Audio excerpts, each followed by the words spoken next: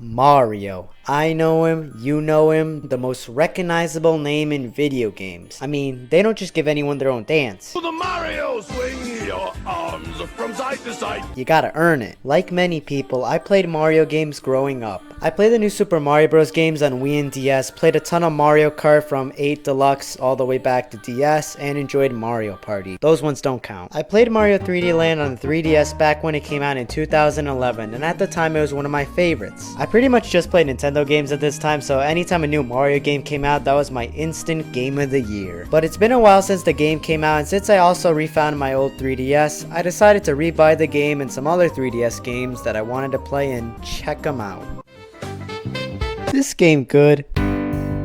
Well, it's not perfect, but it's just as good as I remembered it being. Let's start with the story.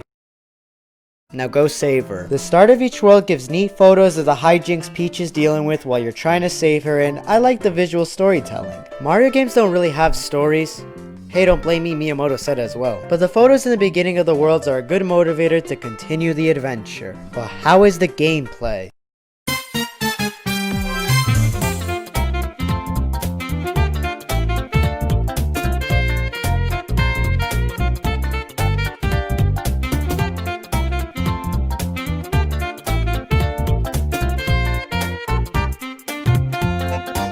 It's good. I liked how the game controlled. On the 3DS, getting footage using my computer took a little bit of time to get used to, and the slow frame rate didn't really help, but I managed to finish the game on my laptop, so it's manageable. The controls are similar to the 3D games, and the level design and power-ups resemble the 2D games. Similar to the new Super Mario Bros. Games, 3D Land has shorter point A to point B level design and power-up functionality. Like those games, you lose power-ups when you get hit rather than temporarily having one.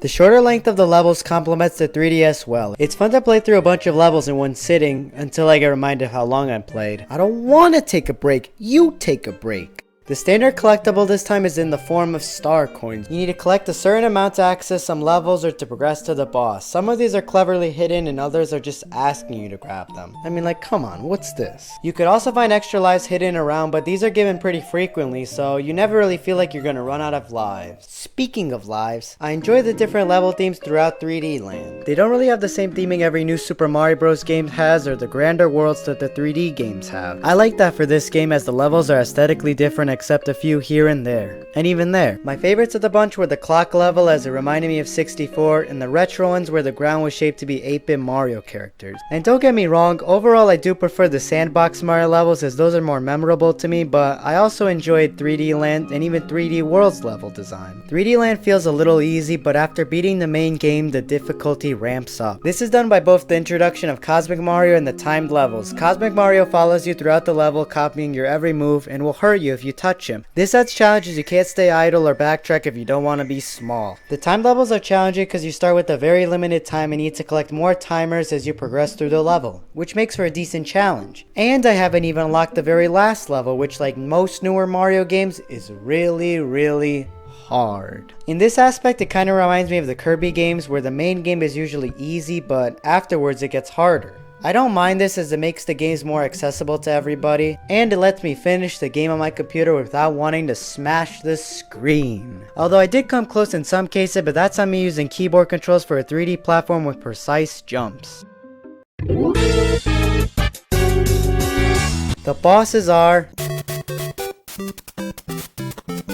And I bet you'll never guess the final boss. That's right, the mighty Tape, and holy shit, this is a Paper Mario game. The final boss is actually Bowser, and it's a typical Bowser fight. You avoid him and press the giant button that he always has in these castles. And that's the end. There's more? Now I haven't played this game in 9 years, so that fake out actually got me. Whoa. Wow. Oh my god. Reaction. You then play another level and go to the real end of the game, 8-Bowser. And this level's great. I really like the Bowser fights in the recent Marios as they feel grand, and this is a good example of that. The camera angle changes as you make your way up, and yeah, I died a few times. I had to press multiple buttons to simulate 3D movement and... But no, I did the level legit. Save states? What are you talking about? I thought the level was fun and rewarding on the actual 3DS. You press the button at the top to beat the level saving Peach. Then credits. And afterwards you get access to the special worlds where you can save Luigi. If you decide to do so, you get to play as him. He controls pretty similarly to Mario. I didn't really notice that much of a difference, to be honest, but it's a neat option nonetheless. Super Mario 3D Land is still a blast from the, well, not so far, past. I still really enjoy the game as much as I did back in 2011. I don't think it's my favorite Mario game. I'm actually not sure which one is. Probably one of these. 3D Land is a great game that blends the 2D and 3D Mario games, and I would love to see more games in this style. Yeah. Please port 3D World to Switch.